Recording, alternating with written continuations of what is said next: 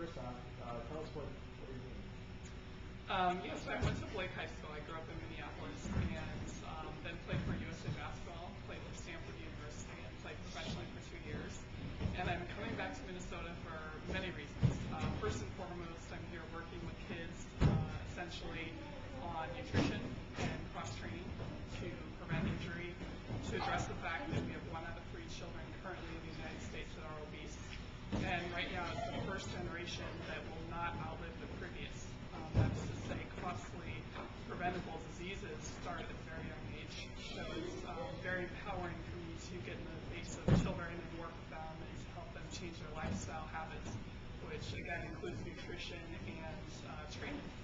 So we're here at the little gym, as you can see, and the kids in the background are running around and playing. And I think the most important thing is kids have to enjoy what they do. They have to, whether it's sports, whether it's yoga, whether it's just running around with their friends, they need to get away from TVs, they need to get away from the internet, they need to be out there being active. How did you get focused on?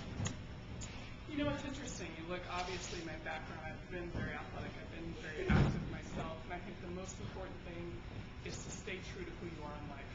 And if you have all this experience and you have acquired all these life skills, to not give that back to the next generation is limiting yourself and limiting your purpose in life. I think your purpose has to be relative to that which you experience.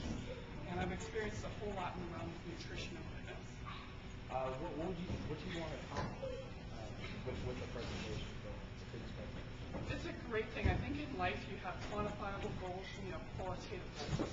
As far as quantitative, I would say I would like to affect at least 75% of anyone I come across. That is to say, if I have a presentation of 100 people, I hope 75 out of those 100 people are actually going to go home and say, wow, this is what we learned, and we're going to start tomorrow. We're going to change what we do as far as nutrition, as far as what we do as far as exercise, and as far as qualitative, I would like people to say, why? Why am I doing this? Is it for myself? Is it for my family? Is it for my children? And then go back to their teams as well and say, maybe it's not just about me, maybe it's about me influencing the rest of my team. And that's more the qualitative side, is the motivational, psychological aspects of what I do. Why have you decided to kind of get behind this? I mean, you have obviously done quite a bit already with your career in basketball and so forth, so why get involved and why try to preach this message? Again, it's all about statistics for me, to be very honest about it. If there weren't 1 out of 3 children that are obese in the United States, or if this problem didn't exist, there wouldn't be a need, there wouldn't be a void, there wouldn't be a necessary, drive behind that which I do. Ironically, it is who I am.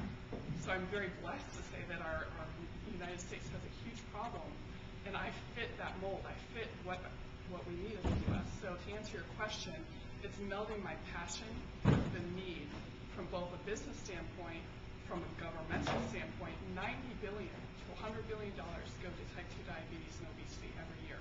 This is a huge cost to the United States. And this is because children at a very young age are making poor choices with nutrition and exercise. So for me to change 50% of the people that I work with is me carving out that little niche that I can do on my own to make a huge change in the world. And then ultimately I want to take care of the healthcare system and change the pharmaceutical companies, which is a huge battle. But the premise of my master's is prevention over prescriptions. I want people to not put Band-Aids on their problems. I want them to make changes at a very young age and to realize that if they start now, by age 45, they're going to be in a much better place. And it starts with little kids. It starts with habits you build when you're 2 to 8 years old, and then you bring that to high school, and then when you're in high school, you bring that to college. When you're in college, you bring that to the next generation. So I think it's very, very important for little kids to start early, to enjoy what they do, and then to make those changes for a lifetime. Have you seen positive reactions from the girls and the boys, if you talk to them too, just kind of what they get out of it? Absolutely, and I think it's so great you say boys and girls, because I love working with both. I do work with both. The reactions I get is wonderful because it's about respect. And I think if someone has had a great past experience in their life and credibility through that experience, kids give you immediate attention. The great thing is I do walk into a room and I get the attention because of my height. And then I utilize that to create credibility because of my past experience having played professional basketball.